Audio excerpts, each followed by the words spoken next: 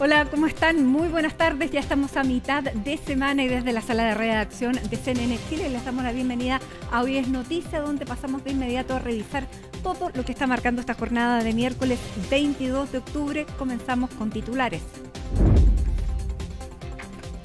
Después de 11 años de investigación, hoy fueron absueltos los últimos 8 acusados en el caso de SQM.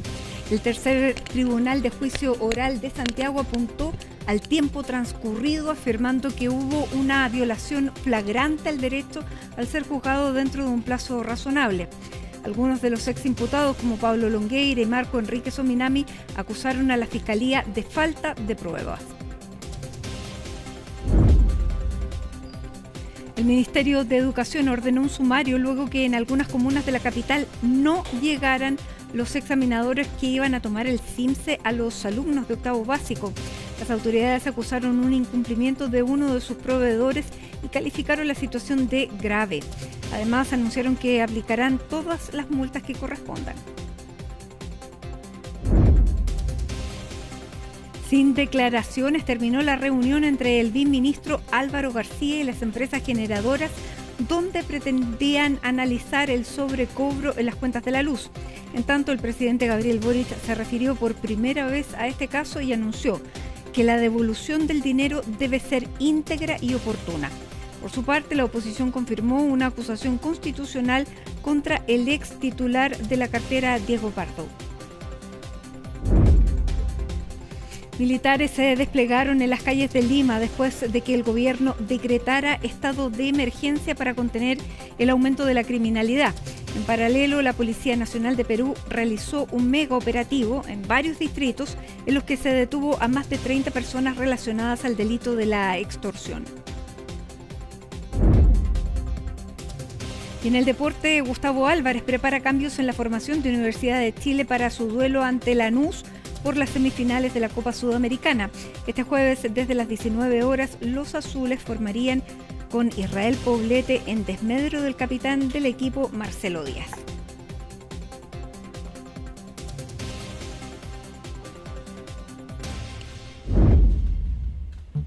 Sin duda el caso con el que partimos Hoy es Noticia junto a Miguel Ángel Araya va a dar que hablar y va a quedar también en los libros, en la jurisprudencia de nuestro país, porque después de 11 años de investigación e iniciado el juicio, finalmente hoy fueron absueltos los 8 imputados en el caso SQM. Miguel Ángel, bienvenido. Fueron durísimas las palabras de la jueza que dicta esta sentencia contra la Fiscalía. ¿Cómo estás? Muy buenas tardes, Matilde. Un gusto en saludarte a ti y a quienes nos ven a esta hora. Un día histórico, ciertamente, tú lo decías, para el sistema judicial chileno y también para la política, porque hay que decirlo, este caso estuvo desde un comienzo vinculado a la política nacional cuando corría el año 2015. Un hecho histórico, son 8 acusados absueltos por la justicia, por el tercer tribunal de juicio oral y lo penal de Santiago, en esta, una de las últimas aristas que quedaba todavía abierta del gran caso Soquimich SQM, también conocido popularmente, donde algunos de los protagonistas de esta historia eran precisamente el ex gerente general de SQM, Patricio Contese, también el ex senador y presidente de la UDI, actualmente ya no militante de esa colectividad, pero sí todavía del mundo de la derecha, Pablo Longueira, y también el actual candidato presidencial independiente Marco Enríquez Ominami. Todos ellos eran parte de los acusados de esta gran causa judicial SQM que por más de 10 años se extendió. ¿Por qué decimos 10 años? Las primeras formalizaciones comenzaron en abril del año 2015. La investigación ya había comenzado un poco antes, pero el juicio finalmente se desarrolló por 2 años y 8 meses. El juicio más largo. Esto ya no es lo que dice un abogado, no, es dato. El juicio más largo que se ha desarrollado en el Centro de Justicia de Santiago, en el sistema penal chileno. Con dedicación, digamos, exclusiva, porque las personas que eran imputadas tenían que asistir además. Así es. Las personas imputadas participaban, algunos telemáticamente, pero estaban presentes en estas audiencias, largas audiencias donde se leían una a una las boletas, una a una las facturas, muchos testigos. Mira, un dato bastante relevante y llamativo. 13 testigos fallecieron en el transcurso del juicio, en el transcurso del caso. Sí, en 11 años, claro. Es la derrota que ha tenido la reforma procesal penal ya lo han dicho varios expertos. ¿Por qué decimos la derrota del sistema? Porque cuando llegó la reforma procesal penal, se crea el Ministerio Público, era precisamente para tener una justicia a tiempo. Lo que hoy día dice el presidente de la Corte Suprema en varios de sus discursos. Una justicia que no es a tiempo, no es justicia. Y hoy día tenemos el caso acá, frente a nuestras narices, que prácticamente, a pesar de que hayan sido absueltos, uno puede decir, bueno, si fue a 10 años de que estalló el caso, estamos hablando de justicia, usted saque sus propias conclusiones. Pero lo que ha pasado esta jornada ciertamente va a pasar a los libros de historia con una absolución completa para los 8 acusados que quedaban todavía del caso SQM. Muchos celebraban, la Fiscalía tuvo que hacerse cargo de las duras palabras que entregó en este veredicto absolutorio el tercer tribunal de juicio oral en lo penal, porque son 3 magistradas las que toman la decisión. No es un voto unánime. Habían 2 que iban por la absolución y una que era el voto disidente que iba por condenar. Tampoco la totalidad de los casos, era más bien una prevención la que hacía la magistrada, pero que en algunos de estos iba también por la condena. Así que es un duro golpe que se le da al Ministerio Público porque se atribuyeron bastantes calificativos. Pruebas conseguidas de manera ilegal, también una falta al debido proceso, vulneraciones de garantías y derechos de los acusados, en fin. Mira, son dice ahí la jueza de este caso, la jueza Teresa Barrientos, dice, tanta ha sido la dilación en la resolución de la causa que las penas requeridas estarían prácticamente cumplidas. Eso es un punto muy relevante, Matilde. ¿Por qué? Hablábamos de que las primeras formalizaciones son en el año 2015. O sea, cuando una persona es formalizada, queda con medidas cautelares. Lo hemos visto en tantos casos. Algunos quedaron con prisión preventiva, otros quedaron con arresto domiciliario total, arresto domiciliario parcial, arraigo nacional, no podían salir del país. Esa fue la gran crítica que hacía Marco Enrique Sominami, que él no pudo salir por 10 años del país y si quería hacerlo tenía que solicitar autorización al tribunal. En fin. Porque viajó, sí. Sí, algunas veces viajó, pero el punto es que muchos de ellos quedaron con estas medidas cautelares por mucho tiempo, algunos meses, otros años incluso con arresto domiciliario. Y todo ese tiempo se va acumulando finalmente porque hay una ecuación. O sea, un día en prisión preventiva equivale a un día de cárcel en caso de que a alguien se le dicte una condena. Distinto en el caso del arresto domiciliario total y del parcial, que ahí hay que hacer una ecuación. Pero lo cierto es que por más que haya pasado el tiempo, todos esos días finalmente se le iban a acumular para las penas que estaba solicitando el Ministerio Público, que en el caso de la pena más grande, podríamos decir, era para Patricio Contese, a quien le pedían una pena de 7 años de presidio efectivo. En el caso de Pablo Longueira se solicitaba una pena de 817 días de presidio efectivo. Y por lo tanto, muchas de esas penas ya estaban cumplidas si uno consideraba este abono de las medidas cautelares. Por lo tanto, es un proceso tan largo donde también hubo irregularidades. Por ejemplo, recordemos los audios de Manuel Guerra, donde él dice que más bien saca del caso de cohecho a Pablo Wagner. Ahí elimina el delito ya en la investigación. Por lo tanto, era como que se escogía con pinzas las personas y los delitos. También muchos políticos no llegaron a ser investigados porque se dio la orden de no querellarse contra algunas personas por parte del Servicio de Impuestos Internos. Por lo tanto, hubo muchísimos problemas que llevaron incluso a tener una legislación de por medio, que es la ley del financiamiento de la política, que impide que sean empresas las que donen, sino que personas naturales. El veredicto es muy certero con lo que tú dices, Matilde. Dice, la igualdad ante la ley se quiebra cuando 2 contribuyentes con idénticas condiciones objetivas reciben sanciones cualitativamente distintas sin razón clara. Este es un párrafo donde el veredicto, las magistradas atacan directamente a la función que tuvo acá el Servicio de Impuestos Internos. Dicen que el servicio actuó con diferencias, con discriminación arbitraria dependiendo del contribuyente al que se le estaba refiriendo. Y por lo tanto eso es completamente antijurista, anticonstitucional, si lo queremos llevar, antiético también. Por lo tanto, acá las críticas iban tanto al Ministerio Público como también al Servicio de Impuestos Internos, que era finalmente el ente encargado de presentar estas querellas, estas acciones judiciales, cuando se encontraban antecedentes que pudiesen sostener la presunta comisión de delitos. Pasemos a escuchar de lleno al parte de los ambientes que tuvimos en esta audiencia bastante larga, igual cabe señalar, esperar cerca de 2 horas, 3 para horas se 11 extendió. años. Eso es cierto, comparado a los 11 años que tuvieron que esperar, es muy poco. Pero bueno, pasemos a escuchar precisamente el momento en el que se refieren a que los antecedentes que el Ministerio Público entregó no fueron suficientes para convencer a la justicia de que acá existieran delitos. Por tanto, si bien fue un hecho no controvertido la emisión de las boletas de honorarios y facturas invocadas en la acusación ya llegadas a juicio, las cuales fueron ingresadas en la contabilidad de SQM S.A., Salar S.A. e Industrial S.A. y pagadas en prácticamente la totalidad de los casos con cargo al centro de costos del gerente general Patricio Contese, las probanzas resultaron insuficientes para tener por establecido, más allá de toda duda razonable, que se trató de documentos ideológicamente falsos y menos aún el obrar doloso en los términos que exige la ley. Ahí escuchábamos parte del ambiente que se vivió durante esta mañana en el Centro de Justicia de Santiago con este veredicto absolutorio que deja más preguntas que certezas sobre si en verdad fueron no suficientes los antecedentes o si en verdad acá se actuó en pos de las garantías y los derechos de los acusados, pero lo cierto es que hay un voto disidente y eso podremos entrar en profundidad ya una vez que conozcamos la sentencia, claro, y el fallo. Pero en 11 años el hecho es que no estaban las pruebas como para obtener una sentencia condenatoria. Así es, y las críticas al Ministerio Público fueron bastante severas en la reacción de este veredicto. Se dice que habían personas que partieron en calidad de imputados, después pasaron a testigos, hubo cambios en el grado con el que estaban siendo investigadas estas personas, 13 testigos fallecidos mientras avanzaba el juicio, así que y de hecho, nosotros los días previos estábamos conversando con algunos expertos como por qué se veía tan largo este juicio. Hoy día las magistradas lo dijeron, esto no se trata de una complejidad del caso, no se trata de una complejidad en la revisión de los antecedentes, la extensión y dilación de este juicio se debe a responsabilidad absoluta del Ministerio Público, de las acciones que fueron tomando, de las decisiones que se fueron tomando en el juicio, y esto no es una opinión, sino lo que dijeron las magistradas en su fallo. Y al respecto también tenemos parte del ambiente cuando se refieren a este largo proceso que debieron atravesar estos 8 acusados.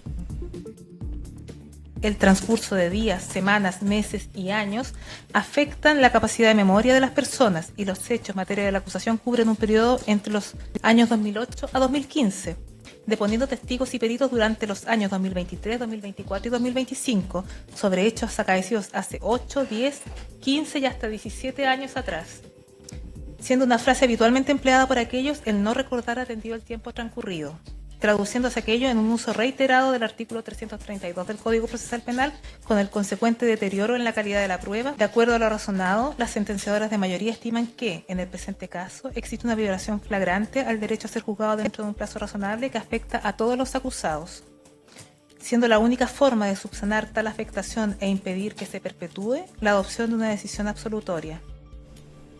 Bueno, hoy día en el Centro de Justicia de Santiago muchas personas llegaron acompañando al candidato presidencial independiente Marco Enríquez Ominami, que recordemos para sumarse a esta carrera presidencial debió recolectar firmas a nivel nacional. Y hoy día un gran grupo de personas, me atrevería a decir incluso más que cuando ha ido el ex alcalde de Recoleta, Daniel Jadwe, llegó a acompañar a Marco Enríquez Ominami con bandera chilena, lo pueden ver en las imágenes en vivo de CNN Chile. Bueno, veremos esto en la franja, me imagino también. Totalmente, Matilde, y ese era un punto que también quería tocar. Acá ningún acto, ningún hecho queda sin ser utilizado políticamente, y ciertamente yo diría que ojalá, o sea, no ojalá, yo creo que muy probablemente antes del viernes ya vamos a ver lo que se grabó, porque habían realmente un set armado para Marco Enríquez Ominami.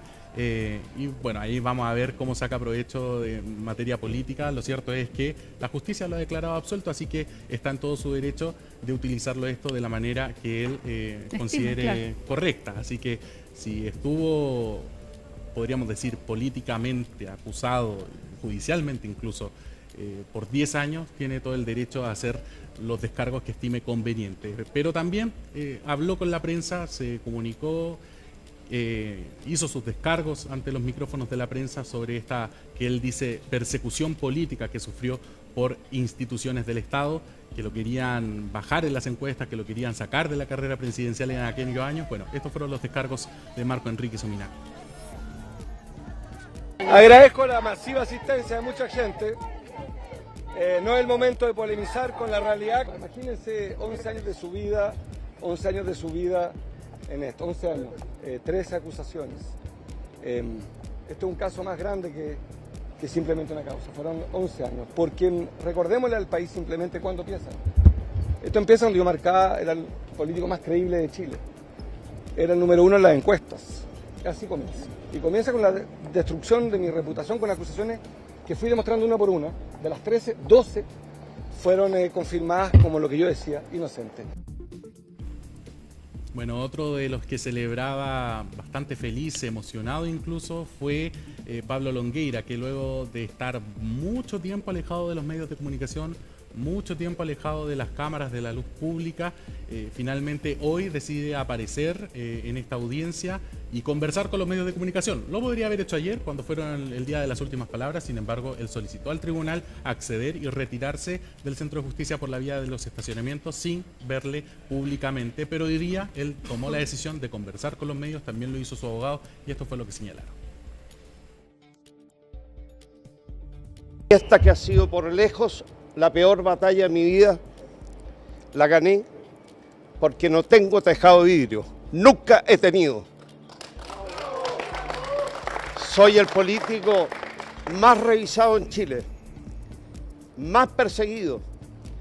Me allanaron, me persiguieron, entregaron pruebas falsas, mintieron, hicieron un daño que, a pesar del alivio de este fallo, nada va a reponer el daño que le han hecho a mi familia. Es categórico el fallo.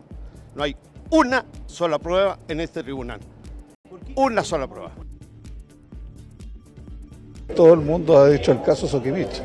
Y si es el caso Soquimich, ¿por qué no está la presidenta Bachelet? ¿Por qué no está la Carolina Toá? ¿Por qué no está el PPD? Aquí se persiguió a algunas personas en específico, especialmente a Pablo Longueira, y creo que el fallo contundente ha demostrado que inocente. Pablo siempre ha sido una persona proba, una persona austera, una persona recta, y que durante casi 11 años ha sido mancillada tanto por el Ministerio Público como a través de los medios de comunicación. Imagínense 2 años, 8 meses, 3, 4 fiscales dedicados exclusivamente a esto y no persiguiendo a los criminales y haciendo perder tiempo y recursos a todos.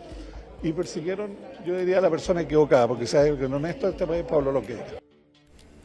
Bueno, ahí veíamos que los apoyos se hicieron notar por el caso de Marco Enrique Sominami, las propias personas, muchas personas, ciudadanos que llegaron a acompañarlo con esta bandera chilena. En el caso de Pablo Longueira, algunas figuras importantes de la derecha, de la UDI, como es el caso de Víctor Pérez, exministro también durante los gobiernos de Sebastián Piñera, que decía: siempre tuve confianza en que Pablo Longueira era inocente. Y acá, dice él, fue una persecución política la que se hizo, porque se persiguió a personas de la derecha y no así de la izquierda cuando estaba en el gobierno Michelle Bachelet, y también su mano, podríamos decir, personas de su confianza al interior del Servicio de Impuestos Internos, que finalmente son las personas que van ingresando estas querellas. Así que también tenemos la respuesta de la Fiscalía a este aplastante veredicto absolutorio que le tiró bastantes críticas al ente persecutor. ¿Cómo respondieron y cómo se defendieron de estas acusaciones? Bueno, lo escuchamos a continuación. No, yo no hablaría de una derrota para la Fiscalía y en particular para la Fiscalía Regional de Valparaíso.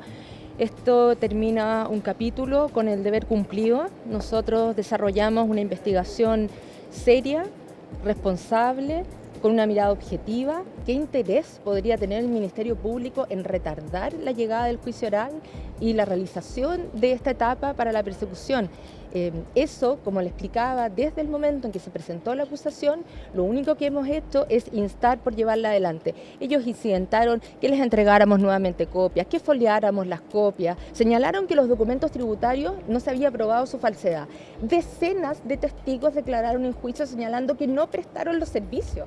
No comprendemos cómo el tribunal puede haber arribado a esa conclusión. Bueno, Matilde, son parte de las reacciones que se generaron al término de esta audiencia donde se dio lectura al veredicto. Para esperar el fallo tendremos que esperar cerca de un año. El 5 de agosto está fijada la audiencia donde se dará a conocer finalmente el fallo absolutorio, con también el voto disidente, y también un punto bastante relevante donde me gustaría detener, si va a haber condena en costas. ¿Y por qué es muy importante este punto? Solamente para ponerte un ejemplo, lo conversábamos en el tarde. En el caso Bomba 1, el Ministerio Público también perdió ese caso, el Bomba 1. Un juicio que se extendió por 7-8 meses.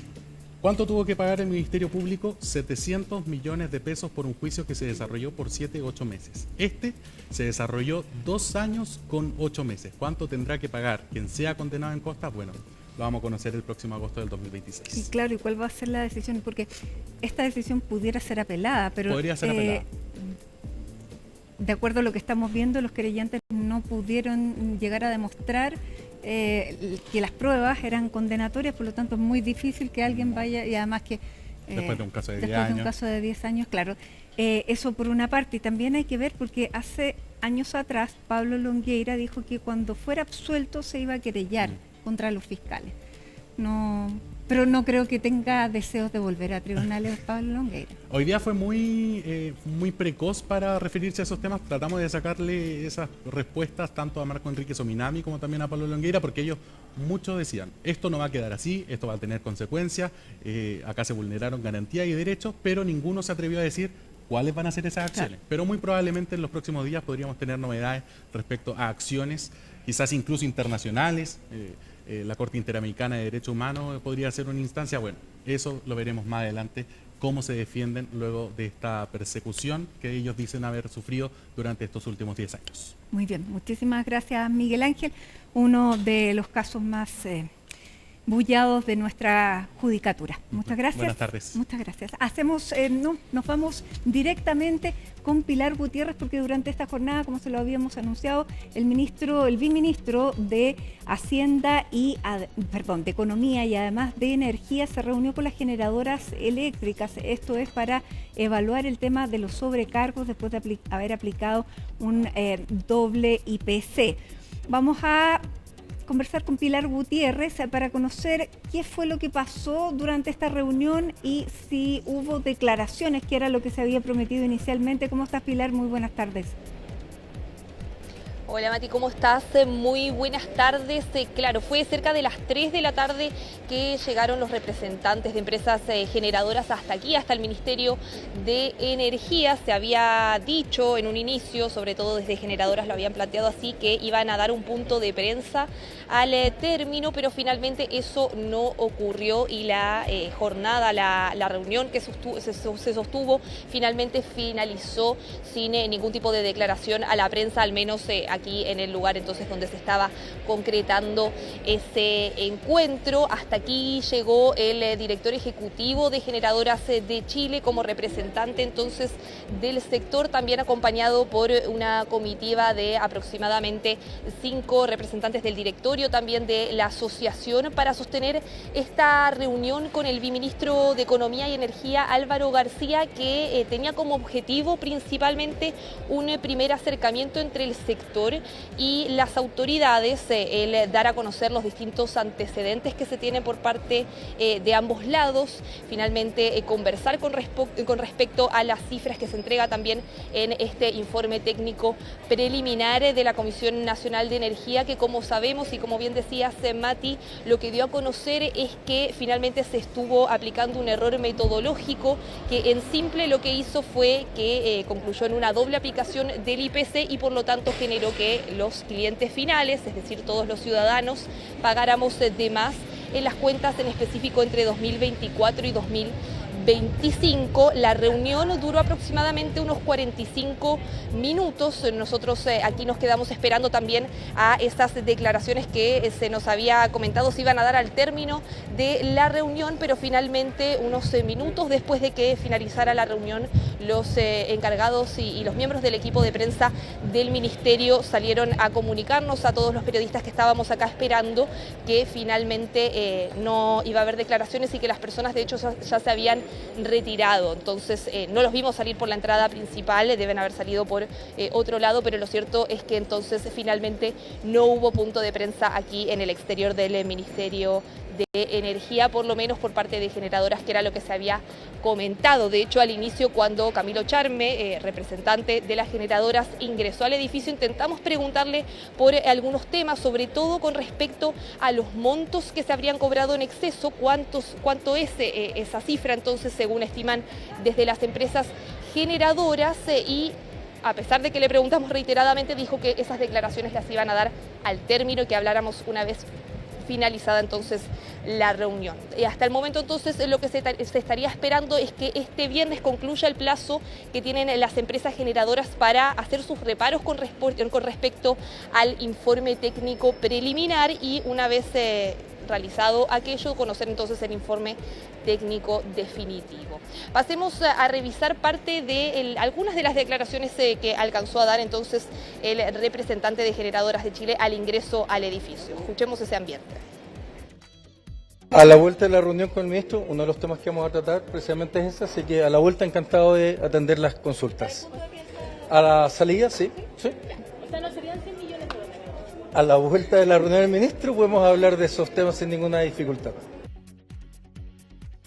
Claro, ahí escuchábamos entonces parte del ambiente, pocas declaraciones que alcanzó a dar entonces Camilo Charme de Generadoras de Chile. Sobre todo ahí algo se alcanza a escuchar que le consultábamos con respecto a los montos de este sobrecobro. Lo que sabemos hasta el momento y la versión que ha sostenido el gobierno es que son cerca de 100 millones adicionales que se habrían cobrado en exceso en las cuentas finales a los clientes.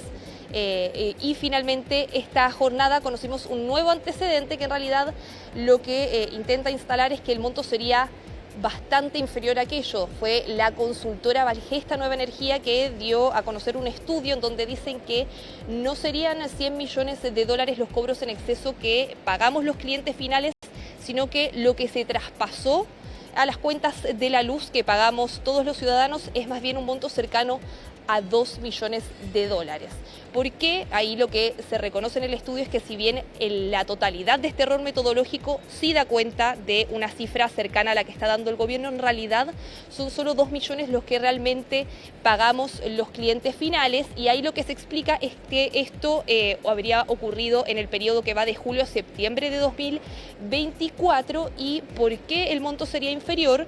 Porque según explican ahí desde la consultora, finalmente lo que ocurrió es que se impulsó una ley que estableció que los saldos que se originaron entre julio de 2022 y junio de 2024 no fueran incorporados directamente en las tarifas eléctricas, sino que fueran más bien a documentos de pago que tienen distintas instituciones financieras y bancos, y por lo tanto no se habría visto reflejado aquello en las cuentas finales que pagamos los consumidores, sino que, como decíamos, en estos documentos de pago. Y es ahí entonces donde se concentra el grueso de este error metodológico que habría llevado a este exceso y a estos montos que están señalando también desde el Ministerio de Energía.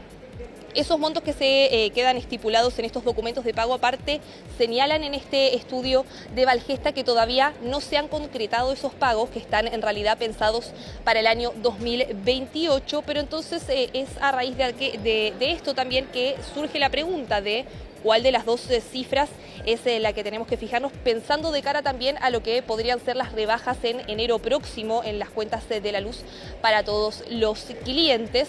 El viceministro García refutó la información que entrega este informe durante esta jornada, lo hizo en conversación con Radio Pauta, pero de todas formas queríamos constatar esa cifra y esos montos con los representantes de generadoras que, como decíamos, finalmente no entregaron declaraciones a la prensa aquí a la salida entonces de la reunión. Lo que sí conocimos es que por parte del Ministerio de Energía dieron a conocer un comunicado, de hecho se publicó en los últimos minutos, en donde dicen lo siguiente con respecto a la reunión. Dicen que en la oportunidad se compartió información y se abordó el informe técnico preliminar que la CNE publicó el martes 14 de octubre, y en el comunicado se incluye también una declaración del propio viceministro de Energía que dice: estamos a la espera de las observaciones que quedaron de realizar las empresas en el marco de los plazos establecidos para que el proceso siga su curso normal, tal como lo estipula la legislación. Es parte entonces de lo que habría dicho el viceministro Álvaro García, que ayer también en un evento en que estuvo presente en Concepción se refirió también con respecto a las expectativas que tenía para esta reunión. Escuchemos lo que dijo en esa ocasión. En enero próximo esperamos que haya una doble rebaja por el sobrecosto de las generadoras y el sobrecosto de las transmisoras. Respecto a las transmisoras ya estamos claros que esto va a ocurrir. Mañana espero que iniciemos un camino de acuerdo con las generadoras. Nosotros le enviamos la semana pasada un informe a las generadoras señalando cuánto creemos nosotros que debe caer la tarifa. Ellos tienen esta semana para hacernos observaciones. ¿Cuál es la sugerencia que hizo el gobierno de la rebaja? Porque entendemos también de que va a haber distintos porcentajes en distintas regiones. Sí, cuánto se rebaje en cada región depende de la tarifa de cada región y estas difieren muchísimo. Si no me equivoco, en Biobío la rebaja va a ser superior al promedio nacional. El promedio nacional es en torno a 2% por cada una de las rebajas, por lo tanto sumarían 4%.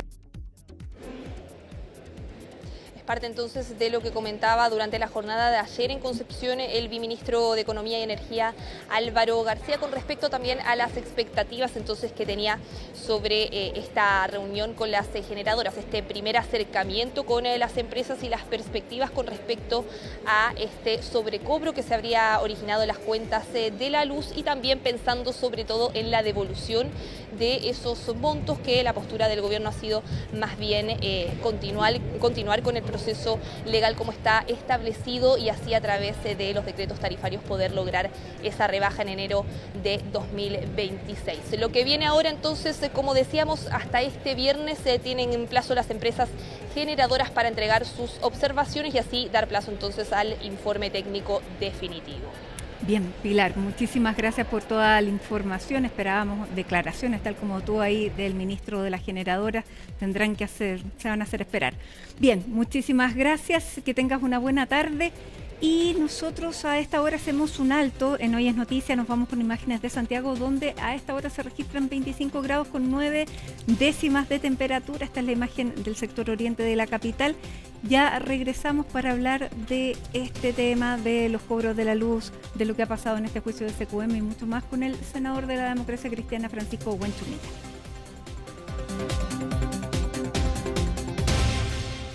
6 de la tarde con 4 minutos, estamos de regreso en Hoy es Noticia y tal como se los anunciamos antes de irnos a la pausa, vamos a conversar de esta jornada, tanto de materias del día, materias de la actualidad, pero también materias políticas con el senador de la Democracia Cristiana, Francisco Huenchumilla, con quien nos conectamos ahora. ¿Cómo está, senador? Muy buenas tardes.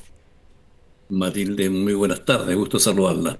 Igualmente, senador, bueno, lo primero que quiero preguntarles por la noticia del día, que es en materia judicial, pero que abre una reflexión bien importante como sistema judicial. ¿Qué le parece la absolución de las 8 personas que estaban imputadas en el caso de SQM, que llevó 11 años en total, que tuvo 2 años y medio solamente de juicio? ¿Cuál es su reflexión al respecto? Mire, la pregunta que yo me hago es qué estará pensando la gente en Chile de este caso. Si termina una absolución después de 11 años, donde se dice que no hay nada, la pregunta es, ¿nos demoramos 11 años en descubrir que no había nada? ¿La gente podrá pensar de que esa es justicia? Entonces yo creo que el problema es la credibilidad de las instituciones en la gente. Yo como senador, naturalmente no conozco el mérito del proceso y debo estarme a lo que diga la sentencia, pero a uno le queda dando vuelta de por qué un caso tan escandaloso en su tiempo termina después de 11 años en nada. Debo suponer de que el mérito del proceso fue el que tomaron en cuenta las juezas, pero siento que en el ambiente queda una cierta incertidumbre respecto al funcionamiento de las instituciones. Cuando usted dice el mérito del proceso en términos legales, ¿a qué se refiere? ¿Qué tenemos que entender con eso? El mérito del proceso es los hechos investigados, la acusación de la Fiscalía, las pruebas rendidas, la aplicación del derecho a esos hechos y la conclusión a que llegaron las juezas en este caso.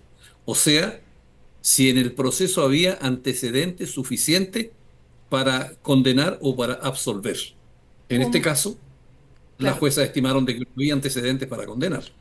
Fueron muy duras con la Fiscalía, por la ausencia de pruebas que permitieran acreditar finalmente una responsabilidad como la que se estaba imputando. Pero también hubo temas en este proceso, usted recordará lo que ocurrió con el exfiscal Manuel Guerra, que se sacó de la investigación uno de los eventuales delitos. Pasaron muchas cosas en este juicio. Bueno, precisamente cuando esto se demora 11 años, uno de los problemas es que ya la gente y uno mismo no se acuerda de los detalles. Cuando usted me acuerda del fiscal Guerra, digo yo, efectivamente, claro, pero ya queda como en la nebulosa en el pasado. Entonces uno tiene que decir, bueno, las juezas tuvieron en vista el expediente y absolvieron. Será así, como dicen las juezas, tiene que ser así. Pero yo lo que planteo es que un sistema así genera confianza y credibilidad en la gente, es la duda que yo tengo como autoridad. Y bueno, habrá que revisar el caso, pero ¿hacia dónde estaría la perfección de un sistema judicial como este? Porque también el exfiscal Carlos Gajardo decía, esto evidencia que hay una justicia para pobres y otra para ricos, que se encarcela más bien la pobreza. ¿Tiene que ver con eso? Tiene que ver con eso también porque yo no sé por qué se alargan tanto los juicios cuando hay, digamos, personas, digamos, con cierto poder. La demora en los juicios, después de 11 años, genera todo este tipo de dudas porque yo me pregunto, en 11 años, ¿la Fiscalía no acumuló pruebas como para que las juezas lo reprochen al dictar sentencia y le digan, mire, usted no aportó pruebas, nos demoramos 11 años para aportar pruebas? ¿No podría haber sido más rápido eso? Acá, claro, desde la UDI acusan intencionalidad política porque dicen esto hubo una persecución para opositores o más bien para personas de derecha, incluso pensando en que está Marco Enríquez, pero dicen no es oficialista, ni fue oficialista tampoco cuando esto inició en la investigación.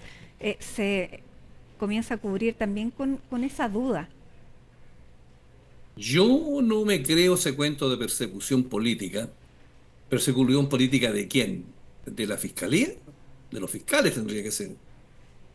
Pero los fiscales persiguen la investigación con la policía, con carabineros, con investigaciones que son los que realizan operativamente las investigaciones junto con los fiscales. Entonces no sé por qué hay esa lentitud para un caso tan conmovedor para el país en su momento, que genera, después de 11 años, como digo, todo tipo de dudas, incertidumbre, y también ya queda en el olvido de qué estamos hablando. Claro, porque este tema comenzó la investigación del financiamiento irregular de la política por facturas falsas y estaban investigadas tanto Penta como SQM. Penta terminó con clases de ética y SQM termina con la absolución. Eso es lo que queda.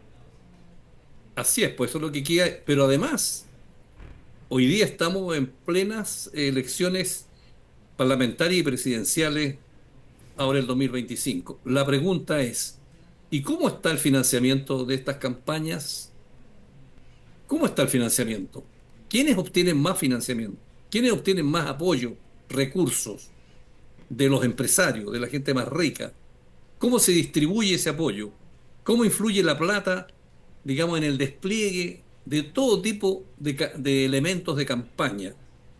Entonces, claro, son todas dudas que quedan en el aire y justo cuando sucede un fallo de esta naturaleza. Ahora yo como senador digo, bueno, será, yo tendré que acatar el fallo porque no puedo menos que reconocerlo, porque son las instituciones, pero quedan todas estas dudas flotando en el aire. Y en tiempos de campaña cualquier problema que exista o cualquier duda se magnifica, por cierto. ¿Qué reflexión también tiene usted de lo que está pasando con las cuentas de la luz? Y de la idea que se está instalando de que hay una falta de operatividad en el gobierno para establecer montos correctos, para tener una contabilidad que no haga que los chilenos terminen pagando de más. ¿Es un tema que le preocupa que se esté discutiendo en este tiempo? ¿Que le preocupa porque claramente pudiera haber efectivamente algo que está pagando la ciudadanía. Ahí también hay dudas porque se hablaba ya de 100, 200 millones, ahora se habla de 2 millones. ¿Cómo enfrentan ustedes desde el oficialismo, más bien oficialismo, y lo dejo ahí entre comillas porque la Democracia Cristiana no es parte del gobierno, pero lo ha apoyado? ¿Cómo le llega este caso? Mire, yo he tenido la impresión de que en Chile tenemos un sistema regulatorio de aquellas cosas que uno puede llamar como monopolios naturales, ¿no? Como es el agua y las tarifas eléctricas. Hay todo un mecanismo legal y un mecanismo financiero de tarificación para llegar justamente a establecer el monto de las cuentas que va a pagar la gente. Tenemos superintendencia, organismos que siempre, por lo menos en la mirada que yo tenía, estaban funcionando con algunos baches que son propios, digamos, de la naturaleza humana, que de repente hay errores. Pero a mí me llama la atención que estemos hablando de cifras tan dispares, porque se dijo, miren, 100 millones de dólares, bueno, y ahora son 2.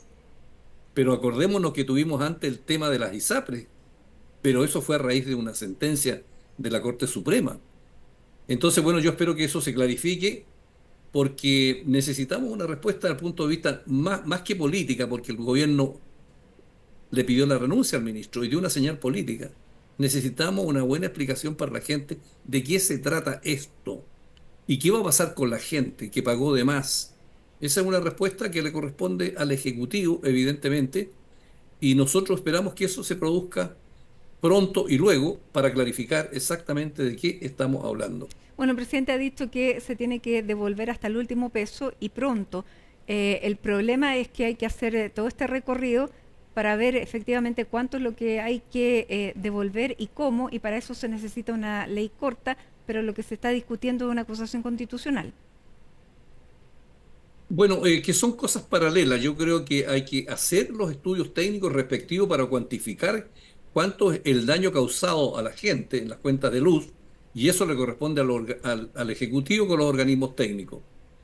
Ya tuvimos una señal con la salida del ministro, y bueno, la Cámara de Diputados tiene la facultad de acusar constitucionalmente a un ministro, y ahí yo llego simplemente hasta ahí, porque en el evento de que esa acusación prosperara, yo como senador tendría que actuar como juez para pronunciarme sobre si existe o no mérito para la acusación constitucional, y eso es lo que tienen que estudiar los diputados, y veremos cuál es el curso que toma esa posible acusación constitucional. Vámonos entonces de lleno a la campaña, senador, porque ya faltan un poco más de 3 semanas para estas elecciones presidenciales y parlamentarias. Y le quería preguntar cómo ve la candidatura de su candidata, de Janet Jara, y si se va a sacar una foto con Janet Jara para su propia campaña. Mire, yo siempre he señalado de que en un principio lo nuevo era que por primera vez en la historia de Chile había una coalición que era encabezada por una miembro del Partido Comunista, y eso generó todo un debate, y nosotros respondimos de que esta es la candidata de una coalición de 8 o 9 partidos, y por lo tanto yo creo que eso ya está superado. Pero la otra novedad política es que ha surgido una ultraderecha, que es posible que le gane a la derecha tradicional chilena, que centenariamente fue la que participó en la vida política del país. Y entonces eso es lo novedoso de esta elección presidencial, que por un lado la centroizquierda tiene ese cuento, y por otro lado la derecha tiene una derecha nueva, surgida a la luz de los acontecimientos mundiales, y eso es lo que se va a decidir en primera vuelta, de quién pasa a la recta final de la segunda vuelta, suponiendo que nadie gane naturalmente en la primera vuelta. Y por lo tanto, eso es lo que se está en juego en el escenario político, a mi juicio, ahora y para lo que viene. Siendo la candidata de una coalición amplia, por eso le reitero la pregunta, ¿usted por lo menos se va a sacar una foto con ella para su campaña? Mire, los compromisos se cumplen. Nosotros proclamamos a Janet Jara como nuestra candidata con 3 condiciones que puse yo. Una coalición, hicimos un buen acuerdo parlamentario y un programa de gobierno. Ambas cosas, esas 3 cosas se han cumplido. Tenemos una coalición, tenemos un programa tenemos un acuerdo parlamentario que para nosotros fue muy positivo y por lo tanto nosotros honramos nuestra palabra y si yo no he sacado la foto es porque estoy aprovechando esta semana en la región de la Araucanía en mi propia campaña y llegando a Santiago el próximo lunes, naturalmente que no tengo ningún inconveniente en sacarme la foto, más aún creo que eso es lo que procede, porque uno tiene que ser serio en la vida, uno da su palabra, la proclamamos por nuestra candidata y después no puedo andar jugando a las escondidas y no queriendo cumplir, no, vamos a cumplir como corresponde, porque la palabra se cumple. Ya, perfecto. Hay foto entonces, habemos foto la próxima semana. ¿Qué va a pasar con, con quien fuera presidente de Chile y es demócrata cristiano que criticó duramente que el partido por razones electorales haya apoyado la candidatura de Janet Jara? ¿Cuán importante es el apoyo que dé el expresidente Eduardo Frei en esta elección presidencial? Bueno, el presidente Eduardo Frei Ruiz-Tagle es militante de la democracia cristiana y él tuvo el más alto honor que puede tener un ciudadano que fue electo presidente de la República como demócrata cristiano. Y cuando alguien milita en un partido, desde el más alto personero hasta el más humilde, está sujeto voluntariamente a regirse por las normas internas que tienen los partidos. Eso no significa que uno no pueda tener matices y tener libertad para opinar en muchas cosas, pero tiene que estar guiado por la lealtad a su partido, por ir a los organismos internos y plantear las diferencias, y ahí tener un debate entre nosotros. Pero naturalmente yo no me puedo pronunciar sobre conductas hipotéticas que pudiera tener el expresidente Eduardo Frei Ruiz-Tagle. Pero para la candidatura de Janet Jara, ¿es importante el apoyo del expresidente Frei? Mire, para cualquier candidatura es importante el apoyo de todos los militantes, pero más aún de aquellos que han tenido honores públicos. Un presidente de la República es un personaje que pasa a la historia de Chile y por ello nosotros esperaríamos una conducta acorde con lo que ha determinado el máximo organismo de la democracia cristiana. Nos gustaría eso, porque eso es lo que corresponde. Pero además, la persona mientras más honores tiene, más alto llega, en la vida tiene que ser humilde. No puede ser soberbio pensando que por haber tenido un cargo, simplemente con su partido puede hacer lo que quiera. No estoy de acuerdo yo con una conducta de esa naturaleza. Janet Jara recordaba que ella lo había apoyado en las dos campañas que había tenido anteriormente y que, claro, ella decía tampoco lo puede votar, pero evidentemente está dando a entender que le gustaría un apoyo de esa naturaleza. Pero en eso yo tengo un cierto matiz porque creo que los tiempos cambian, pueden haber otros escenarios, otras circunstancias que hacen que la persona pueda tener, digamos, una mirada distinta para devolver la mano en un tiempo posterior. A lo que yo me refiero es que cuando uno entra a un partido lo hace voluntariamente. Y voluntariamente dice yo me sujeto a esta organización con sus normas, con sus decisiones, con sus organismos y actúo en consecuencia. Eso es simplemente lo que yo pido como presidente del partido. Senador, pero lo que pasa es que además al expresidente Eduardo Frei lo están, entre comillas, pololeando de otra candidatura que es la candidatura de Evelyn Matei. Se va a reunir Juan Sutil, se va a reunir también quien fuera de la democracia cristiana, la senadora Jimena Rincón. ¿Qué le parecería a usted que un expresidente de la democracia cristiana apoyara una candidatura que no está en su partido? No me voy a pronunciar sobre eso porque creo que tengo que ser prudente con los acontecimientos. Yo entiendo que para pololear se requieren dos y por lo tanto se requiere la voluntad también de la persona que es invitada. Pero vamos a esperar el curso de los acontecimientos sobre este tema. Mucho se ha especulado cómo votaría o hubiera votado Jaime Guzmán. ¿Cómo habría votado el expresidente Eduardo Frei Montalva? El presidente Eduardo Frei Montalva es el máximo referente que tiene la democracia en toda su historia. Y él fue un presidente que dijo que no cambiaría 1 millón de votos si la derecha se lo pidiera. Él fue boicoteado por la derecha en todo su mandato y jamás daría un paso de esa naturaleza. Nosotros seguimos la línea del presidente Frei Montalva, y estamos muy contestes en que la línea que hemos seguido hasta el momento es la línea del progresismo de la democracia cristiana, que es un partido de centro, del ancho camino del medio, donde queremos democracia, derechos humanos, economía, crecimiento y justicia social. Esa es la norma que nos enseñó Eduardo Frei Montalva. ¿Y cómo entonces se entiende esta reprimenda que hace la Democracia Cristiana Internacional? Porque ese es un organismo en general más de centro derecha, porque las realidades son distintas.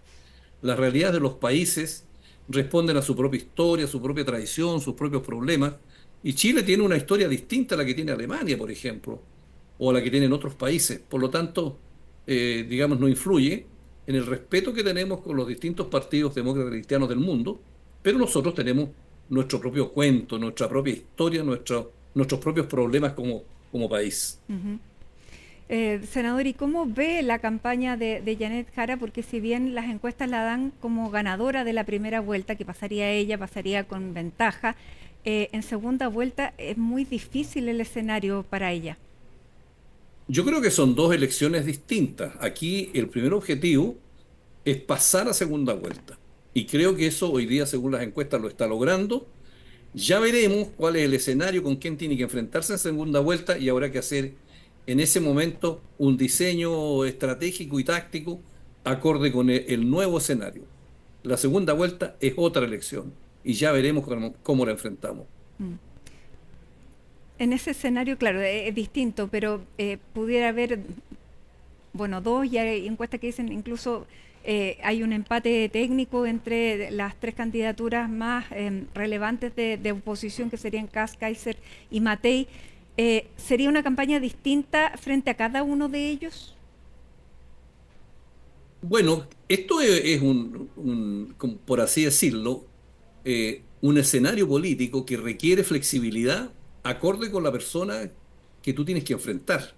Porque esa persona tiene su historia, tiene su pensamiento, tiene su programa, tiene a gente que lo apoya y quien representa, y por lo tanto tiene que haber una flexibilidad en tener un diseño realista acorde con los objetivos que tú quieres alcanzar. Eso está pendiente y vamos a esperar primero el 16 de noviembre y ya veremos qué pasa en el mes siguiente.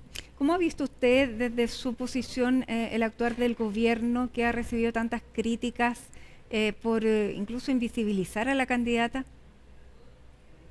Yo creo que en época de elecciones presidenciales la protagonista o el protagonista tiene que ser el candidato presidencial de la coalición, del sector que uno representa. Aquí la primera figura para renovar la jefatura del Estado, en este caso de la coalición de centro izquierda, tiene que ser Janet Jara.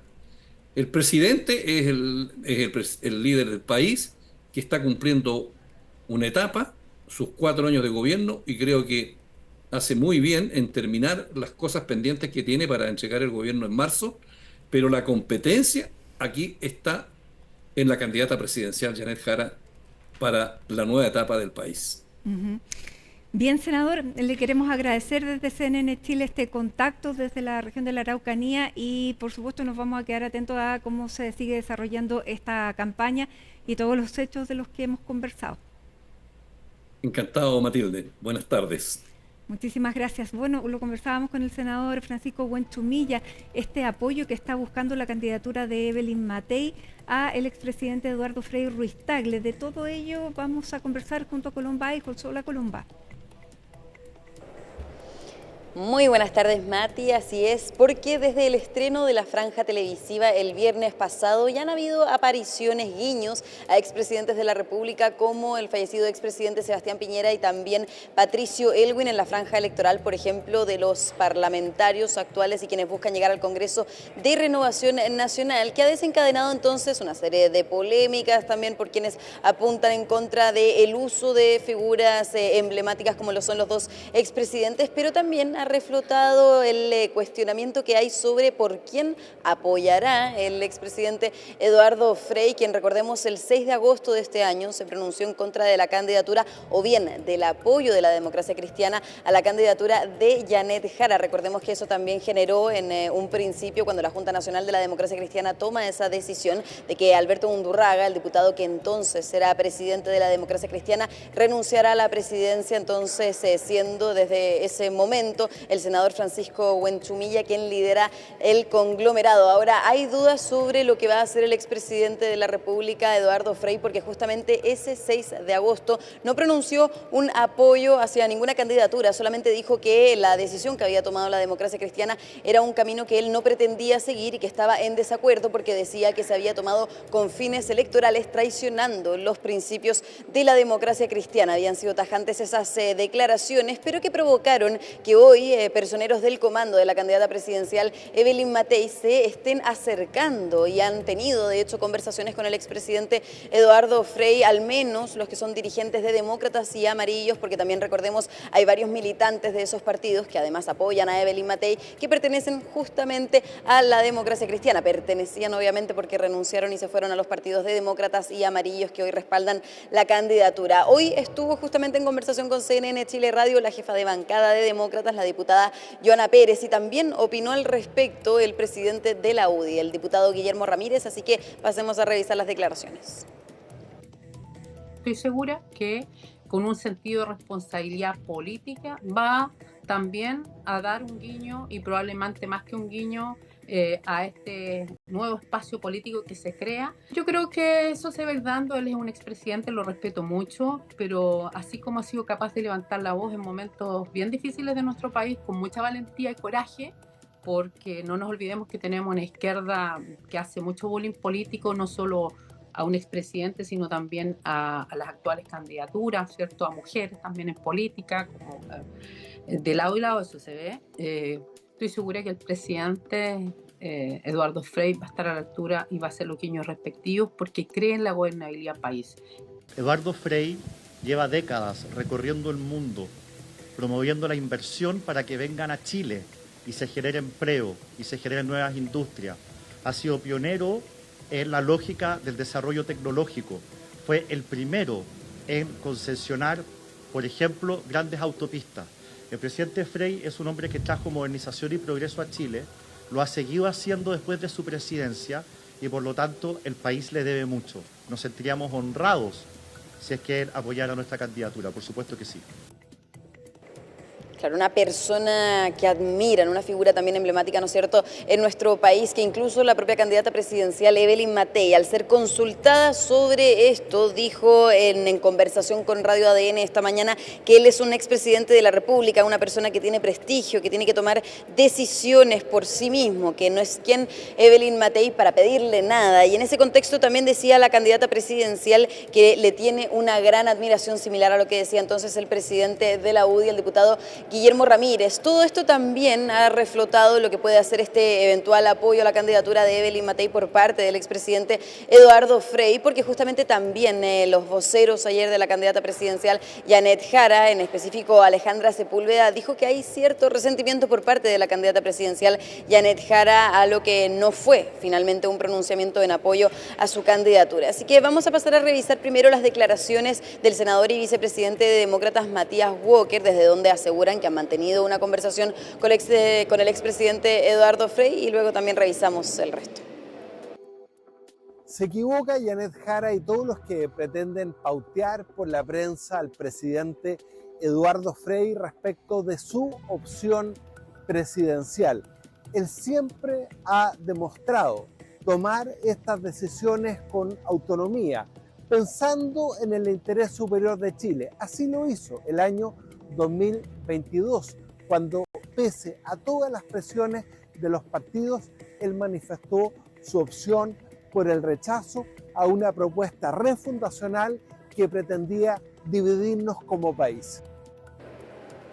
Bueno, y además de esas señales que ha dado en la política en los últimos años el expresidente Eduardo Frei, también cabe recordar que en marzo de este año, según pudo recabar esa información el diario La Segunda, se había publicado justamente sobre una reunión privada que había sostenido la candidata presidencial Evelyn Matei con el expresidente Eduardo Frei, yendo también en un camino en donde decían también desde la UDI dirigentes del comando y de los partidos, ¿no es cierto?, que apoyan a la candidata presidencial, dicen que se acercaría cada vez más a un apoyo eventual antes de la primera vuelta presidencial, pero obviamente eso es decisión del expresidente Eduardo Frei y lo han recalcado también los dirigentes del comando, mientras que también la candidata presidencial Janet Jara sí se pronunció sobre esto y dijo que todavía hay tiempo para sostener conversaciones con el expresidente de la República y además poder convencerlo, así que pasemos a revisar esas declaraciones de la candidata ahí en un panel que estaba encabezando esta mañana en la Universidad del Desarrollo.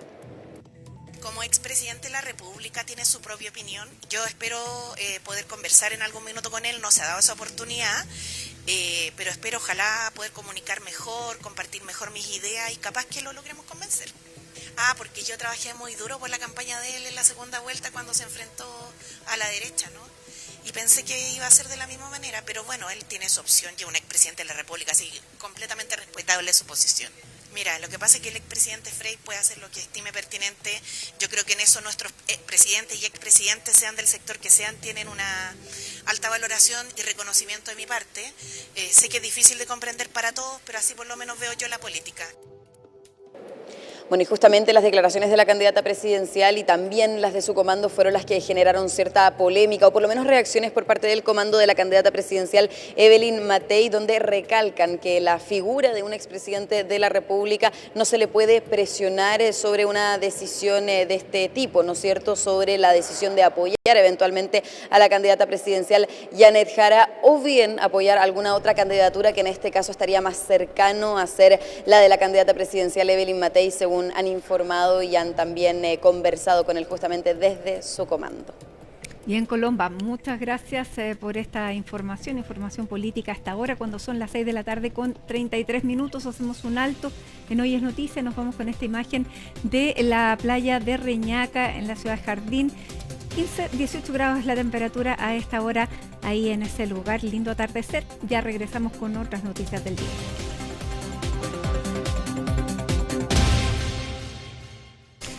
Las autoridades de educación anunciaron las máximas sanciones para los responsables de que no se pudiera aplicar la prueba CIMSE a todos los establecimientos de la región metropolitana. Vamos a tomar contacto con Pablo Figueroa para conocer las razones que habrían llevado a que se produjera este hecho el día de hoy. Hola, Pablo. Así es, buenas tardes. Uno de los temas del día, o de los bochornos quizás para muchos, tiene que ver con el 3% de los colegios que tenían que rendir el CIMSE a nivel nacional. Finalmente no lo dieron por diversas razones. Estoy acá con Rosario Sánchez de un colegio en Pedro Aguirre Cerda para que nos cuente su realidad, para entrar en contexto. Rosario, ustedes tenían que dar el CIMSE hoy día, ¿qué ocurrió? Hoy día, octavo A y octavo B. ¿Ya? ¿Qué pasó? No llegaron los examinadores y tampoco llegaron el día anterior o días anteriores para venir a certificar las listas y ver cuáles son las condiciones del colegio también, qué sala le vamos a asignar y además ver cuáles son los niños que tienen alguna dificultad. Por ejemplo, los niños que tienen necesidades educativas permanentes, que tienen que tener alguna asistencia. No vinieron, entonces me pareció extraño. Hoy día no llegaron, yo llamé a otros colegios de directores, amigos, y le dije, ¿llegaron? Tampoco habían llegado. Por lo tanto nos empezamos a preocupar y empezamos a mandar mensaje a la agencia de calidad, la cual nos hizo un reporte diciendo que yo no tenía ni idea si había algún problema. Y luego empezaron todos los otros colegios de la comuna a decir, ¿sabes que no llegó acá, no llegó acá? Y ahí después salió una nota en uno de los medios de comunicación. ¿Qué momento ya fue una realidad que no se iba a hacer el CIMSE? En el momento en que la agencia de calidad nos contesta y nos dice que si no llegan a un cuarto para las 9, ya no va el CIMSE. Ya no va el CIMSE porque es imposible aplicarla en el tiempo que queda. ¿Me entiendes? Y eso fue lo que hicimos. Llamamos a los papás por teléfono para decirle que efectivamente no se iba a aplicar el CIMSE y que en la medida que ellos pudieran lo vinieran a buscar porque los niños iban a salir más o menos como a las 12. Bueno, básicamente lo que cuenta Rosario es lo que pasó con cerca de 15 establecimientos en la región metropolitana, en varios lugares, Pero pasemos a escuchar qué dijo la Agencia de Excelencia de la Calidad con respecto al catastro de los colegios que nos hizo el CIMSE. Escuchemos esta vocería a la 1 de la tarde y retomamos acá para seguir dando más detalles sobre este CIMSE, que no se dio para cerca de 1000 alumnos en varias regiones, en varias comunas de la región metropolitana. Podemos decir que el 97% de los cursos del país está aplicando la evaluación con normalidad. A su vez, como institución, estamos evaluando las sanciones más altas correspondientes al proveedor INFER que tenía a su cargo la aplicación en la región metropolitana. La evaluación será reprogramada en sesiones complementarias en coordinación con los sostenedores. Como Defensoría de la Niñez, catalogamos como una situación gravísima las fallas registradas hoy en la aplicación del CIMSE, la cual impidió que miles de niños, niñas y adolescentes de más de 200 establecimientos educacionales no pudieran rendir esta evaluación. Esto constituye una vulneración directa a su derecho a la educación y, por tanto, su abordaje exige medidas inmediatas para reparar el daño. Ahí está el catastro por parte de la agencia que ve la calidad. Yo te preguntaba, tú me decías, son más de 1000 alumnos los que se hablan en la región metropolitana. Y básicamente, ¿qué pasó con tus pares? Tú me decías, llamaste a tus pares, ya se empezó a bajar. ¿Cómo fue el transcurso de la mañana? Informándonos. ¿Sabes tú, Rosario? Entre ustedes, nada oficial. Entre colegios amigos. Yo creo que hubo poco monitoreo, porque si yo tengo un tercero que va a hacer una actividad tan importante como en el CIMSE, por último monitorear y preguntar. Están todos los colegios visitados, ¿me entiendes? Y tendría que haber una bajada ahí. Yo creo que eso faltó. Mira, Rosario, te voy a invitar a que veamos lo que dijo el alcalde de Palacios, porque claro, las municipalidades también presentaron sus descargos, y escuchemos lo que dijo el alcalde de La Reina, porque él denuncia que incluso llegaron gente que no estaba preparada y que vía por teléfono en el momento empezaron a ver cómo se podía hacer el CIMSE a los alumnos. Escuchemos al alcalde de Palacios y volvemos acá. Lo que pasó, por ejemplo, en la comuna Reina es que llegaron estos profesionales sin la capacitación, pidieron estudiarse las planillas, pidieron una hora para estudiar las planillas en el momento, porque no sabían cómo se desarrollaba el proceso, no habían vivido tampoco un proceso similar antes, por lo tanto los mismos equipos municipales tuvieron que ayudarlo y orientarlo en cómo se desarrollaba este proceso. Ya, ahí está la situación en La Reina. Te quería preguntar, dentro de lo que tú hablabas con tus colegas, ¿les pasó esa situación que llegó un examinador con un teléfono y empezó a recibir la información en el minuto? Tengo una directora que me dijo que había llegado un examinador, que lo habían contratado en el mismo instante, entonces no tenía idea de cómo el protocolo, de cómo hacer el procedimiento, porque obviamente los niños tienen una prueba asignada, con un número y con un RUT, y eso no lo podía hacer porque no sabía cómo hacerlo. Mira, Rosario, te voy a invitar a que veamos la opinión de los expertos con respecto a esta situación que, como tú decías, nunca la había visto en más de 40 años en la educación. Esto dicen los expertos frente a esta noticia, hasta más de 1000 alumnos que no pudieron rendir la prueba CIMSE. De suma gravedad. Anteriormente esto no había ocurrido en el país, indistintamente del gobierno de turno que estaba, todos los años se rendía la prueba CIMSE, exceptuando en casos como lo que pasó con la pandemia. Nuestros colegios, nuestros profesores igualmente se preparan para el proceso, estandarizan ciertas condiciones de nuestros estudiantes, se suspenden clases para poder rendirse y los estudiantes también se preparan para este momento. Uno podría decir que aquí lo que se muestra es que hubo una falta de prioridad respecto a lo relevante que es este proceso clave del sistema de aseguramiento de la calidad. La Agencia Calidad, por mandato de la ley, tiene la obligación y la misión de aplicar este instrumento extremando todos los mecanismos para asegurar la validez y la confianza. Y por tanto es un mecanismo relevante y debiesen haber estado todos los ojos puestos desde el gobierno y desde la agencia en que este proceso fuera perfecto. Ahí está la opinión de los académicos, bueno, ya tuvimos la opinión de los municipios, por parte también de la gente que ve este monitoreo y estamos en situ acá en un colegio. Bueno, Rosario, ¿qué sigue? ¿Qué se les si ya se comunicaron entre ustedes, entre sus pares, qué sigue mañana para dar el CIMSE? Porque mañana igual se tiene que rendir. La de calidad nos mandó un comunicado. ¿Hace cuánto más o menos? No, hoy día, mira, como a la 1 de la tarde. ¿Ya?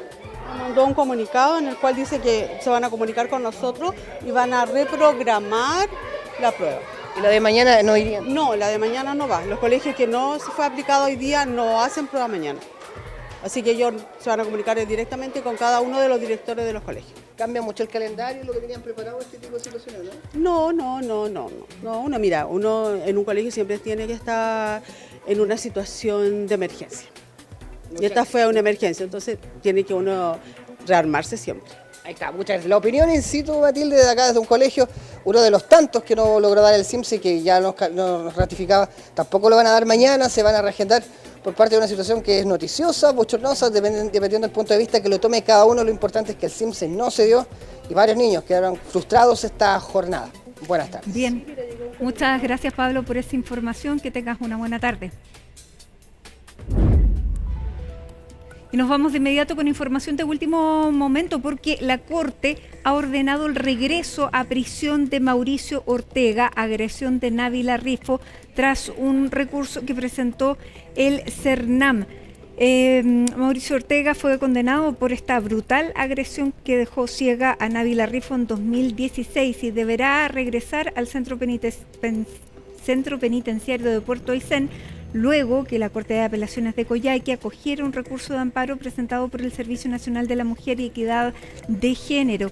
El fallo revierte la decisión previa de la Comisión de Libertad Condicional de este mismo tribunal, que había otorgado a Ortega el beneficio de salir en libertad antes de cumplir su condena de 18 años por femicidio frustrado y lesiones gravísimas. Vamos a conocer también cuál fue la reacción de la ministra Antonia Orellana frente a esta decisión que revierte entonces la libertad para Mauricio Ortega. Valoramos que se haya acogido el recurso de amparo presentado por el CERNAMEG en favor de la seguridad de Návila Rifo, debido a que se vulneró el debido proceso, pues no se la notificó válidamente. Por ello, la consecuencia es que se deja sin efecto la resolución que concedió la libertad respecto de Mauricio Ortega, debiendo entonces la Comisión de Libertades Condicionales sesionar nuevamente, debiendo notificar primero a la víctima tal como exige la ley, que recordemos en este caso hay discapacidad visual. Asimismo, ordena el reingreso del condenado Mauricio Ortega al centro penitenciario de Puerto Aysén una vez que quede a firme el fallo. Como Ministerio y Servicio vamos a seguir acompañándola en el ámbito jurídico y social, adoptando todas las medidas necesarias. Volvemos a esta hora a la política, porque el presidente Gabriel Boric se refirió por primera vez al tema del escándalo de las tarifas de la luz y también a la posible eventual acusación constitucional que anunció presentará la oposición contra el exministro de Energía Diego Pardo. De todo ello nos va a contar Macarena Romano, la Maca.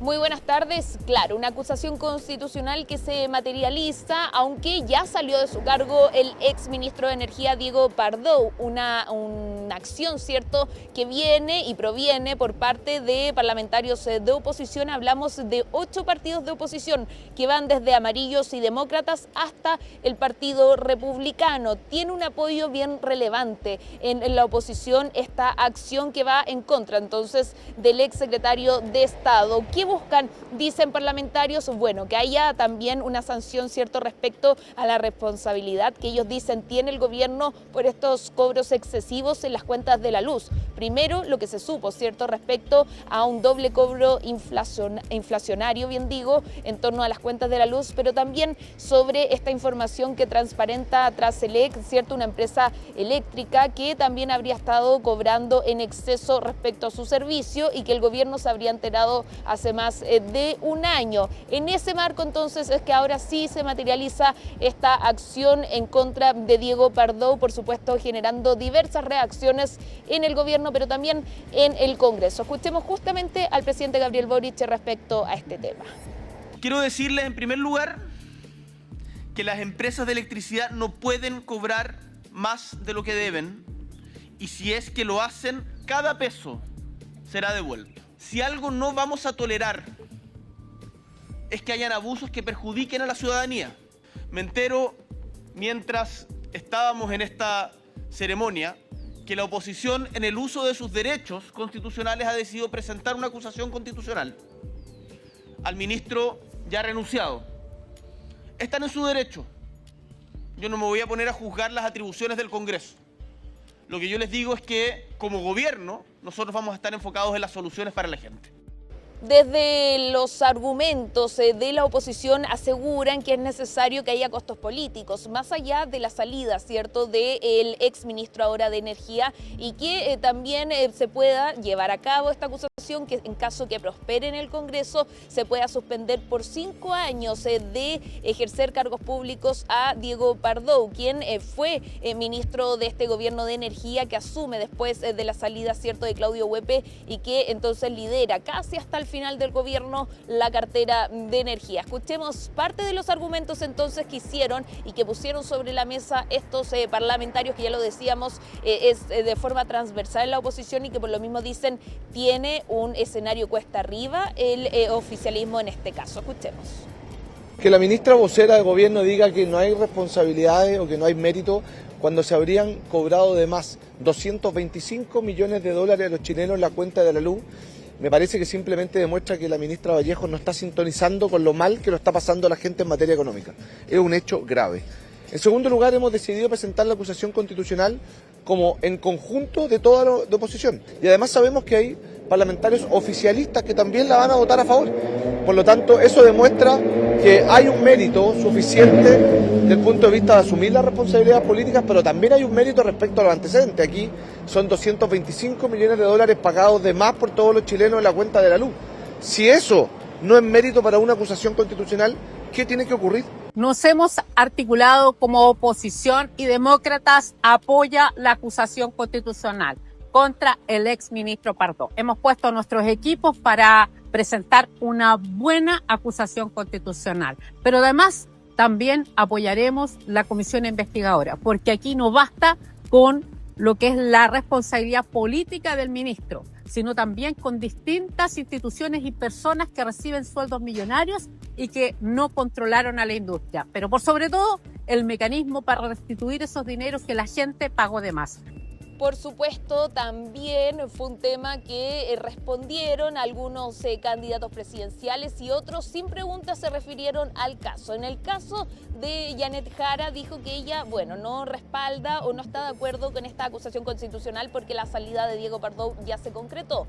Sin embargo, dijo que el Congreso tiene las facultades, ¿cierto? Y si ellos lo estiman necesario, por supuesto, es decisión de los parlamentarios que juntaron las firmas y que finalmente materializan esta acción. Por otro lado, se refirió a este tema sin preguntárselo, ¿cierto? Solo quiso referirse Evelyn Matei, la candidata presidencial de Chile Vamos, Demócratas y Amarillos, aseguró que ella respalda también esta acción, que es liderada sin duda también por algunos militantes de los partidos que ella busca representar en Camino a la Moneda. Escuchemos parte de las declaraciones de ambas candidatas presidenciales.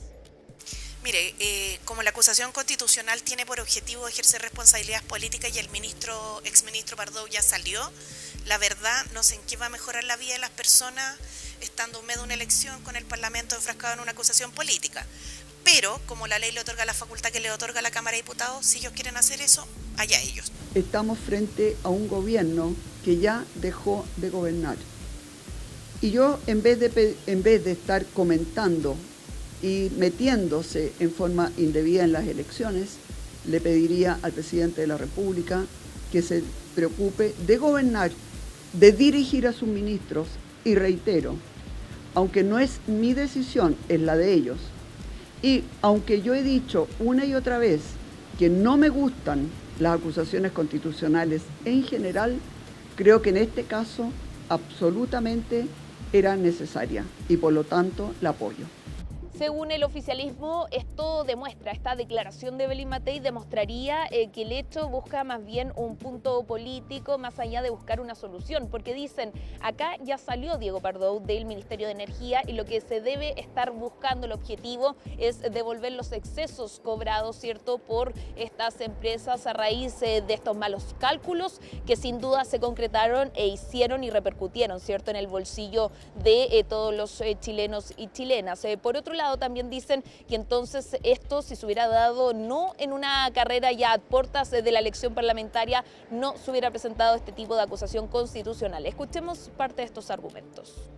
La intervención de Evelyn Matei deja en evidencia que esto no es más que un burdo aprovechamiento político por parte de las oposiciones, por parte de las derechas, y que en lugar de estar legislando en favor de las mayorías, en lugar de estar apoyando una ley corta para la restitución de dinero mal habidos por parte de las empresas, prefieren hacernos perder el tiempo en una nueva acusación constitucional, la cual vamos a derrotar tal como han sido las anteriores, porque son infundadas y porque solamente buscan hacer un punto político y en este caso lograr aprovechamiento electoral.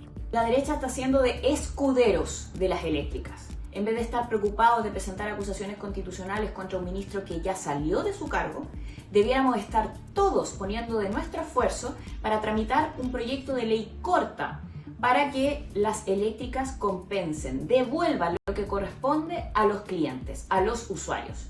En ese sentido debemos tramitar rápidamente ese proyecto de ley, dándole prioridad en vez de darle prioridad a una acusación constitucional que simplemente nos va a hacer perder tiempo. Acá no podemos hacer de escudero de defensores de las eléctricas. Las eléctricas deben pagar lo antes posible. Lo cierto es que esta acusación constitucional, lo que se ve hasta ahora es que tiene un respaldo transversal en la oposición, pero también ciertos integrantes del oficialismo. Jaime Mulet, por ejemplo, se ha mostrado a que se abre a la posibilidad de acusar constitucionalmente a Diego Pardo. Eric Aedo, que si bien es militante de la DC, es cercano al oficialismo, también nos cierra esa puerta. Aquí hay que tener en consideración que en el Congreso, para que prospere en la Cámara de Diputados esta acusación constitucional, se necesita la mitad más uno de quienes están presentes en la sala. Si consideramos y si pensamos, ¿cierto?, en que van los 150 diputados que están ejerciendo en este minuto su cargo, se necesita de al menos 76 votos a favor. Hablamos de 150 porque hay 5 desaforados, ¿cierto?, que ellos no se consideran en el quórum. A raíz de eso, entonces, es que al gobierno y al menos al ex ministro Diego Pardo se le ve un escenario difícil que podría al menos pasar la valla del Congreso y luego trasladarse hasta el Senado, donde se necesitarán, en caso de que asistan todos los senadores, ¿cierto?, 29 votos para que prospere esta acusación. Bien, muchas gracias Macarena Román con esta información a esta hora de la tarde. Y les contamos que durante esta jornada el CERVEL y el gobierno anunciaron una campaña informativa de cara a las próximas elecciones del 16 de noviembre. Vamos con todos los detalles junto a María Luisa Carrión. Hola, ¿cómo estás? Muy buenas tardes. Durante esta mañana y en uno de los recintos de votación más importantes de nuestro país, el gobierno inició la campaña Chile Vota Informado. Esto de cara a las campañas presidenciales y también a las elecciones del próximo 16 de noviembre, donde no solo vamos a elegir presidente de la República, sino que también más de una decena de parlamentarios a lo largo de nuestro país. Es por esto que, encabezados por la ministra secretaria general de Gobierno, de la Presidencia y por supuesto también las autoridades del CERVEL, se dio a conocer esta campaña que ya quizás usted vio a través de redes sociales, donde se está divulgando un video para que las personas tengan la información concreta, precisa de cómo van a ser las votaciones durante esta oportunidad, todo lo que tiene que saber en cuanto a, por ejemplo, cuándo se van a publicar los vocales de mesa, los periodos de excusas y también, por ejemplo, si es que se va a someter a alguna multa o no, si es que no se presenta a votar. Toda información entonces que ya está disponible a través de esta campaña y que por supuesto también se lo vamos a ir comentando en CNN Chile. El padrón ya está definitivo hace un tiempo, son en total más de 15.700.000 personas que van a poder sufragar en las elecciones del próximo 16 de noviembre. Por supuesto, la gran mayoría de ellos es dentro de nuestro territorio. En el exterior solo van a votar poco más de 160.000 personas y de este total de 15.779.102 personas, para ser exactos, solo hay 885.940 extranjeros que van a votar dentro de Chile. Ese es el padrón entonces definitivo y que se confirmó durante esta mañana mientras se presentaba a los medios de comunicación la campaña Chile Vota Informado. Son más de 3.000 los locales de votación, la gran mayoría por supuesto, más de 3.000 en el territorio chileno y poco más de 100 en el exterior para 40.900 mesas, y va a haber más de 200.000 vocales de mesa que aún no se anuncian. Este sábado sábado se va a conocer la primera nómina de vocales de mesa y ahí usted va a poder saber si es que fue seleccionado en esta primera instancia. Recordemos que también hay un periodo de excusas que usted puede presentar. Eso se va a desarrollar entre el lunes y el miércoles de la próxima semana, así que ojo con esas fechas porque son bien acotadas. Y luego el 1 de noviembre entonces vamos a poder conocer de manera definitiva quiénes son los vocales de mesa que van a participar de las elecciones del próximo 16 de noviembre. Estas votaciones son con voto obligatorio. Ojo, hay una multa a la que usted se expone si es que no se presenta a sufragar durante esta jornada, una multa que puede llegar hasta los 105.000 pesos, no es menor, más de 100.000 pesos en esta multa si es que usted no se presenta a sufragar, no teniendo las excusas correspondientes. Todos aquellos que votan en nuestro país tienen voto obligatorio, salvo los extranjeros, han dicho las autoridades, y en el exterior solo van a poder votar por candidato a presidencia de la República, no así en las elecciones parlamentarias. Escuchemos qué es lo que decía la ministra secretaria general de la Presidencia, que también participó de esta entrega de información durante esta mañana. Los ciudadanos chilenos que no concurran a votar podrán ser sujetos a una multa que va entre 0,5 y 1,5 UTM, es decir, entre 35 y 105.000 pesos, salvo que se encuentren alguna de las excepciones que establece la ley, que son que se encuentren a más de 200 kilómetros de su lugar de votación, cuestión que tendrán que certificar mediante una constancia en Carabineros de Chile. En el caso de los extranjeros, estos tienen derecho a votar, pero no están sujetos a una multa, igual que los ciudadanos chilenos que residen en el exterior.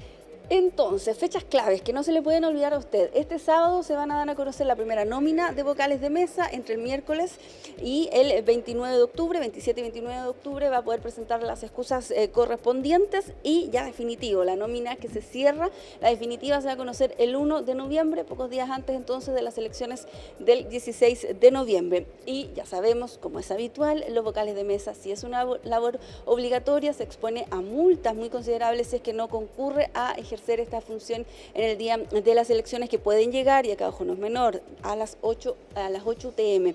Puede haber razones por las que usted pueda presentar estas excusas, por ejemplo, si tiene más de 70 años, si es que es cuidador de un niño menor de 2 años, si es que es cuidador también de un adulto mayor o de una persona que tenga dependencia física, por ejemplo, son parte entonces de las razones por las que usted se podría excusar de esta labor, pero tiene que hacer sí o sí este trámite para que no le llegue entonces esta multa y pase un mal rato. 8 candidatos presidenciales, ya lo sabemos, pero la lista de candidatos a senadores y también candidatos a diputados es más larga. Hay 125 candidatos a senadores en 7 regiones de nuestro país para elegir 23 cargos. 125 candidatos a senadores para 23 cargos y más de 1.000 candidatos a diputados para 155 cargos que se disputan entonces para llegar a la Cámara Baja. Les decía yo que también participaban las autoridades del CERVEL en esta instancia que hubo durante esta mañana en el Estadio Nacional, uno de los principales centros de votación de nuestro país. Escuchemos también qué decían desde el Servicio Electoral. La función de vocal es una función obligatoria y las personas que no lo cumplan van a tener una sanción entre 2 a 8 UTMs. Las personas que por distintas razones no puedan ejercer la función de vocal de mesa tienen un periodo que va del 27 al 29 de octubre para excusarse frente a las juntas electorales por las razones que establece la ley y deben hacerlo en ese periodo. Junto con toda esta información, muy importante también para las elecciones presidenciales del próximo 16 de noviembre, que dicho sea de paso, usted puede seguir por las pantallas de CNN Chile y toda la transmisión especial que vamos a tener durante esa jornada. También se informó, por ejemplo, que va a haber ese día 25.000 carabineros que van a resguardar también el orden y ayudar allí al desarrollo y al correcto desarrollo y normal desarrollo de estas elecciones presidenciales, y además más de 2.000 voluntarios de la Defensa Civil que van a estar entonces también allí ayudando en toda la logística en estos más de 3.000 locales que va a haber a lo largo del país. También sabemos que efectivos de las Fuerzas Armadas también ayudan en estas importantes labores para que estas elecciones resulten muy bien, y además se espera una alta participación. Estuvimos conversando con algunos expertos electorales durante esta mañana y si bien señalan que hay un poco ambiente electoral, pese a que falta menos de un mes para las elecciones presidenciales y parlamentarias, el hecho de que sea con voto obligatorio puede hacer que la tasa de participación supere el 80%. Escuchemos.